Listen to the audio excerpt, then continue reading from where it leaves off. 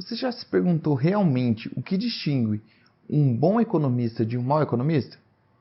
Por que a economia é assombrada por um monte de mentiras? Seja muito bem-vindo ao Sem Economiquez. Eu me chamo Edwards e juntos vamos aprender economia de forma fácil e levemente descontraída. Para explicar o porquê da economia ter tantos fantasmas mentirosos, temos que trazer duas figuras importantíssimas no mundo da economia: Frederic Bastiat e Henry Hazlitt. O Henry. Bastiat explicou que em economia, todo evento ou lei gera várias consequências. Algumas dessas consequências são mais evidentes logo de cara. Algumas outras são mais difíceis de serem enxergadas. De acordo com Bastiat, a única diferença entre um mau e um bom economista é que o mau economista só vai dar atenção para as consequências imediatas e mais aparentes, enquanto um bom economista vai levar em conta não só essas consequências de curto prazo, mas também aquelas que estão escondidas da vista da maior parte das pessoas e só serão percebidas daqui a alguns anos. Henry disse um pouco mais. Ele disse que se você não se inscrever no canal, estará fadado ao insucesso. Brincadeira, mas se você gosta do meu conteúdo, eu convido você a se inscrever no meu canal e fazer parte dessa galera que gosta de aprender economia de forma bem mais leve. Mas voltando ao que realmente ele falou. Ele disse que um mau economista se concentra nos efeitos de curto prazo das políticas sobre grupos especiais, enquanto um bom economista também prestará atenção aos efeitos de longo prazo de tais políticas na comunidade como um todo. Para resumir o pensamento dos dois, eles argumentam que em todo gasto público, por trás de um benefício aparente, há também um mal que não é tão fácil de entender. E isso também funciona ao contrário, tá? Para ilustrar isso, vamos citar um exemplo bem conhecido: a janela quebrada, feito por Bastiat. Um jovem revoltado com a vida e com o capitalismo joga um tijolo na vitrine de uma padaria e quebra o vidro do padeiro, no valor de R$250. Na padaria, um monte de gente rapidamente surge para observar os estragos. Você sabe, né? Aquele povo é tudo fofoqueiro. Na multidão, algumas pessoas começam a sussurrar que, embora o evento seja realmente desagradável para o padeiro, seus efeitos econômicos podem, na verdade, ser até positivos. Pelo próprio fato de que o padeiro ser forçado a substituir o vidro, ele também terá que contratar o serviço de um vidraceiro. Algumas pessoas na multidão comentam que, geralmente, se as janelas não fossem quebradas, os vidraceiros desse mundo jamais poderiam ter o seu sustento. E na situação atual, o vidraceiro ficaria R$250 mais rico. Ele provavelmente empregará outro produtor, que por sua vez empregará outros e assim por diante. Esses R$250 passaram por toda a economia, apoiando assim o emprego dos trabalhadores. Essas são as únicas consequências que um mau economista pode ver. Ele verá um aumento na procura por vidro e o benefício do vidraceiro, que será cobrado para consertá-lo. Mas será que é apenas isso que acontece? Bom, um bom economista vai olhar mais a fundo. Ele obviamente concorda que o vidraceiro vai se dar bem nessa história, mas considerará essa observação apenas como um ponto de partida para as considerações dele.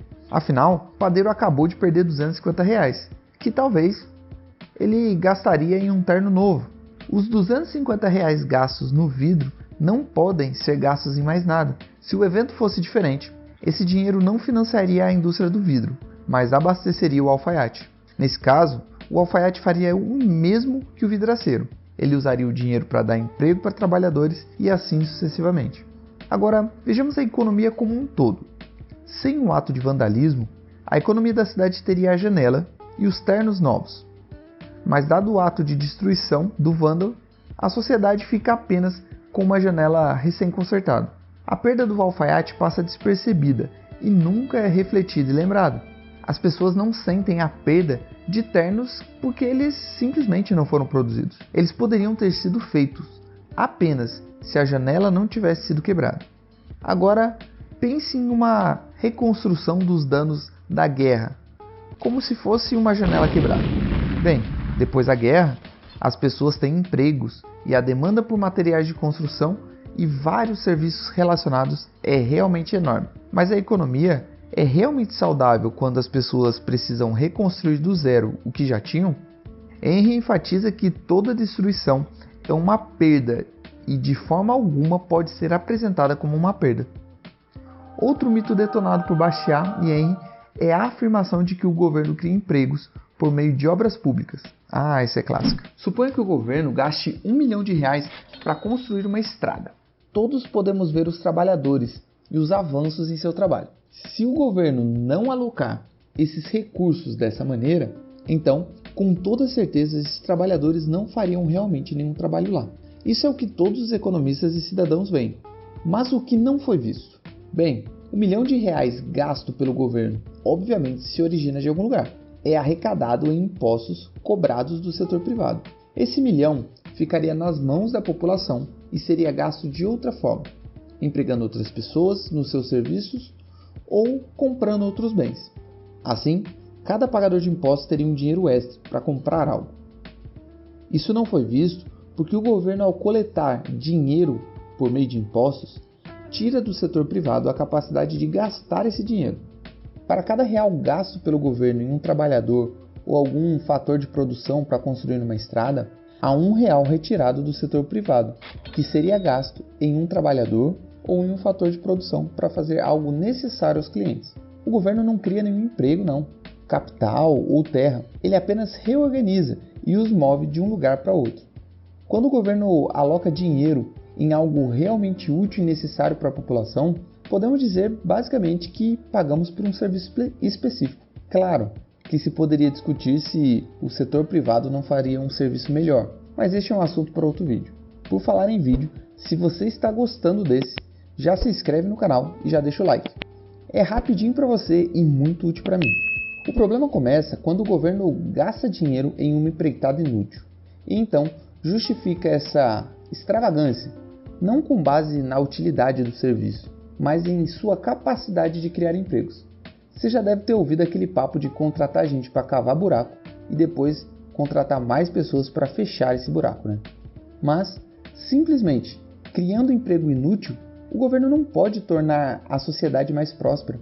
Assim como o vândalo da história de Baxiá não poderia tornar a sociedade mais rica destruindo uma janela.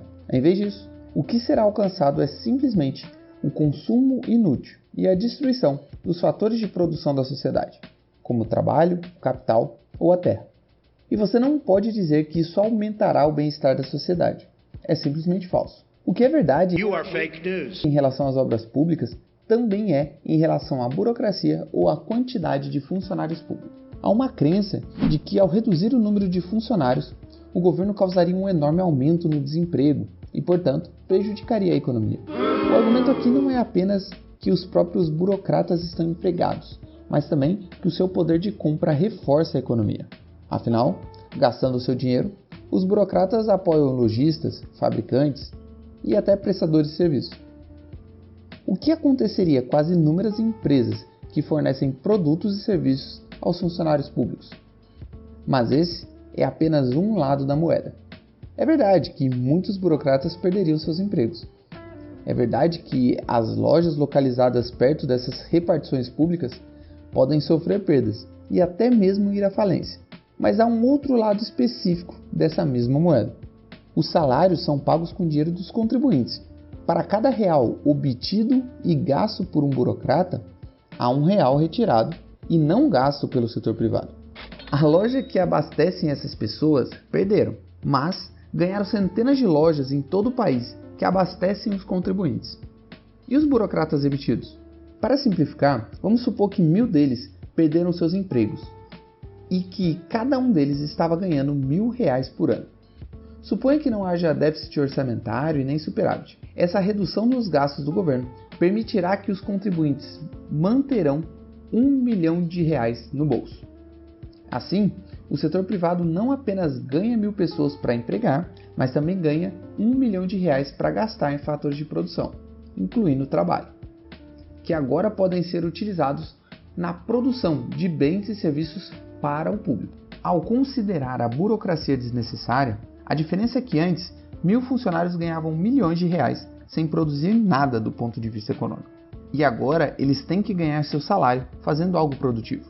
E de novo, observe que manter o trabalho de um burocrata pode ser justificado se o seu trabalho for importante e útil para a sociedade. O problema surge quando a única justificativa oferecida é o próprio local de trabalho e o poder de compra do salário dessas pessoas.